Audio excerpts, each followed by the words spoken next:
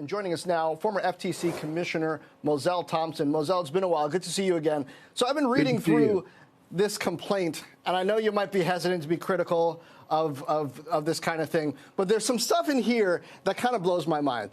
Early in the complaint, the government sort of takes credit for the success of the iPod by saying that, by suing Microsoft, it cleared the way for iTunes to be installed on Windows, which I think is ridiculous because really it was Carly Fiorina cutting a deal with Steve Jobs that got that Windows iTunes going. And then let me quote you part of this complaint where the DOJ says, to protect its smartphone monopoly and the extraordinary profits that monopoly generates, Apple repeatedly chooses to make its products worse for consumers to prevent competition from emerging. Now, Apple's competing with Google's Android, with Samsung. We're to believe that Apple's been making its products worse and we keep buying them. Does that sound like a strong case to you?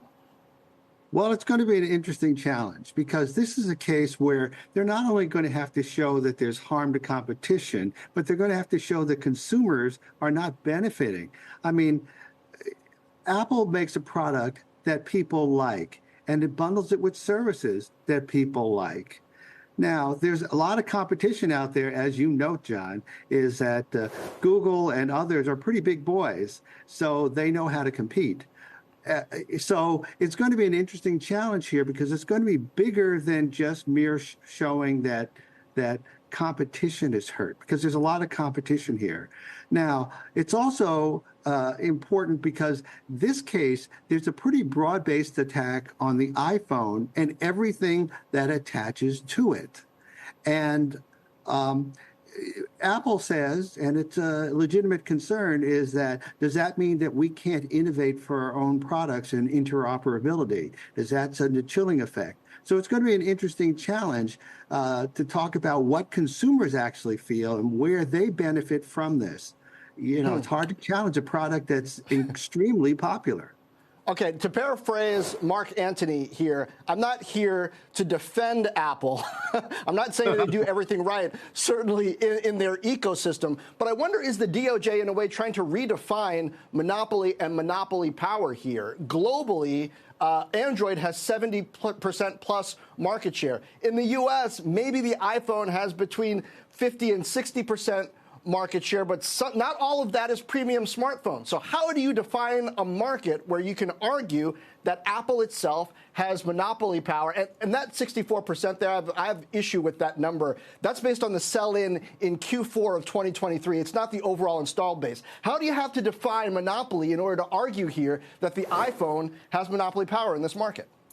Well, look, this is part of a longer-term shift in how the Biden administration has changed its view about big tech generally. And it's much more aggressive in what its guidelines are talking about in terms of what harm to the market and competition is. It's yet to be seen whether courts have fully adopted that or not. So that's going to be part of this challenge. You're right, too. Market definition is going to be a very important part of this. Although the iPhone is a very significant player in the U.S., it's not a significant player in the overall global market for phones. The other thing you'll have to think about is whether what is it that we're really trying to do here? Are we really trying to create an ecosystem that fosters innovation? And what is the impact on innovation? I'm sure these are questions that are going to have to be dealt with by any court. And a lot of those issues are really core issues that courts have not fully considered yet, especially in the new approach that this particular administration is taking. Yeah, and I realize we're talking about this as, given the fact that this is a U.S. probe, a U.S. case that's now been brought forth today. But the stage has been set. I'm looking at two different Reuters articles dated back to last year outlining probes into Apple for anti-competitive behavior by antitrust watchdogs in Italy and in France. And it raises the question, yes, we're focused on the U.S. here today and how this goes through the court process, the legal process here in this country. But how much is the scrutiny on a global basis actually going to put enough pressure on Apple to change some of its behaviors, if at all? Well, one of the things that's interesting here is the moving target.